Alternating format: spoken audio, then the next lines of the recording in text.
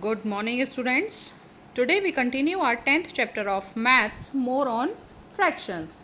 Today our topic is fractions in lowest term.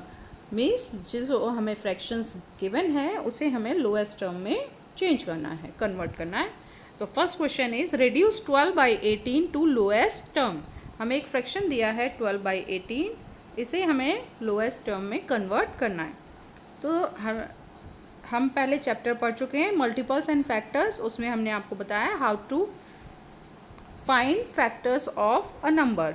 तो पहले हम फैक्टर्स ऑफ न्यूमरेटर, जो न्यूमरेटर है 12, उसके फैक्टर्स निकालेंगे. क्या क्या फैक्टर्स हैं उसके, मीन्स वो किस किस की टेबल में आता है ना. 12 किस किस की टेबल में आ रहा है.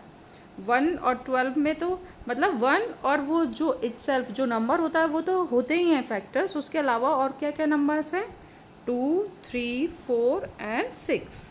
ये सब 12 के फैक्टर्स हैं. अब हम निकालेंगे डिनोमिनेटर के factors. Factors of denominator. Denominator क्या है, 18. 18 के क्या क्या फैक्टर्स हैं, 1, 2, 3, 6, 9 and 18. Dividing by common factors. अब हम ये जो दोनों नंबर्स दे रखे हैं 12 एंड 18, उन्हें उस फैक्टर से डिवाइड करेंगे जो कॉमन है, जो दोनों में है. तो कौन सा है, 2, 3 एंड 6. ये 3 नंबर्स हैं जो कॉमन हैं. तो ये क्या है, कॉमन फैक्टर्स.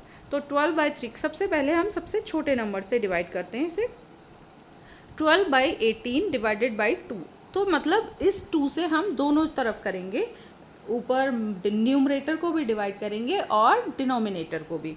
तो अब हम करते हैं इसे डिवाइड. तो क्या आएगा हमारा, 12 को 2 से डिवाइड करेंगे तो आएगा हमारा 6, और 18 को 2 से डिवाइड करेंगे तो आएगा 9. तो हमारा क्या हो गया, 6/9. अब हम देखेंगे 6/9 जो है इसमें कॉमन फैक्टर क्या है. तो 6 और 9 दोनों किसकी टेबल में आते हैं, 3 की. तो 3 से अब डिवाइड करेंगे 6 को और 9 को.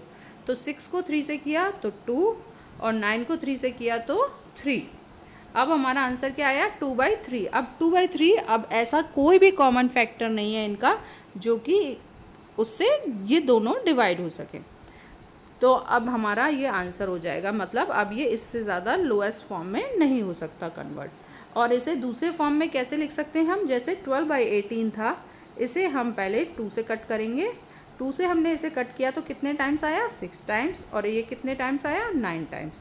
अब इसे किससे करेंगे, 3 से कट किया तो ये 2 टाइम्स है ना. 3 2 जा 6 होता है, और 3 3 जा 9.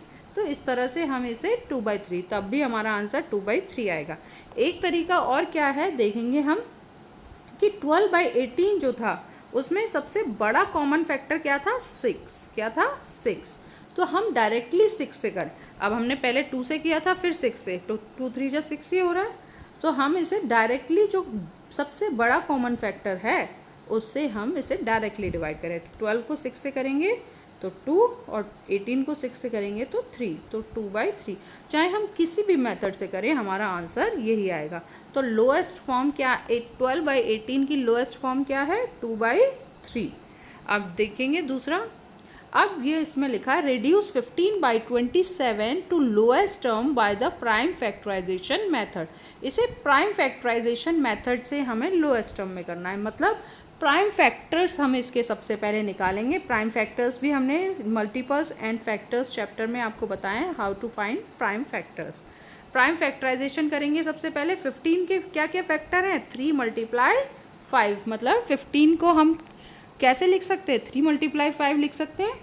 और 27 को क्या लिख सकते हैं, 3 × 3 × 3. देखिए 3 × 9 भी लिख सकते हैं, है ना. लेकिन 9 प्राइम नंबर नहीं है ना.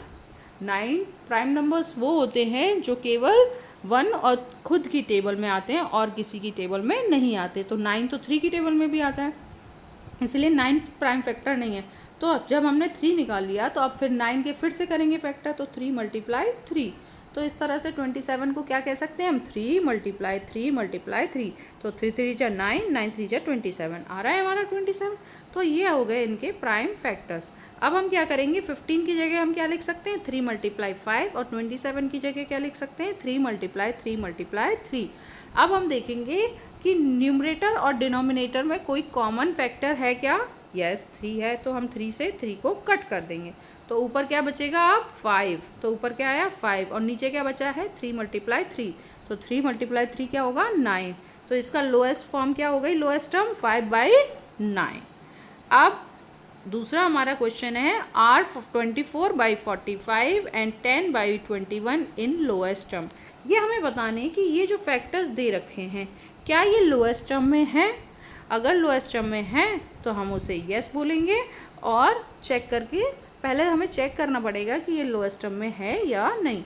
तो पहले 24/45 के फैक्टर्स लिखेंगे। 24 के क्या फैक्टर्स हैं, देखिए आप अगर आप सिंपली फैक्टर नहीं कर पा रहे तो 2 मल्टीप्लाई 12 कर सकते हैं 24 को। अब 12 के फैक्टर करिए 2 मल्टीप्लाई 6, है ना। तो हम हमारे क्या फैक्टर हो गए, ये हो गए 2 मल्टीप्लाई 2, हमने 12 की जगह क्या लिख लिया 2 मल्टीप्लाई 6। अब हमारे ये दो फैक्टर हो गए, प्राइम नंबर है। अब इसके करेंगे 2 मल्टीप्लाई 3, बन गए हमारे फैक्टर्स। तो 2 मल्टीप्लाई 2 मल्टीप्लाई 2 मल्टीप्लाई 3, 24 के फैक्टर और 45 के हैं 3 मल्टीप्लाई 3 मल्टीप्लाई 5। अब हम इसमें देखेंगे कॉमन क्या है, 3 कॉमन है, 3 से 3 कट हो गया। अब ऊपर क्या बचा 2 मल्टीप्लाई 2 मल्टीप्लाई 2, 2 2 जा 4, 4 2 जा 8, तो क्या आया 8, और नीचे 3 5 जा 15। तो ये हो गई इसकी लोएस्ट टर्म, है ना। अब 10/21 की देखेंगे, 10 को क्या लिखेंगे 2 मल्टीप्लाई 5 एंड 3 मल्टीप्लाई 7, 21 को लिखेंगे।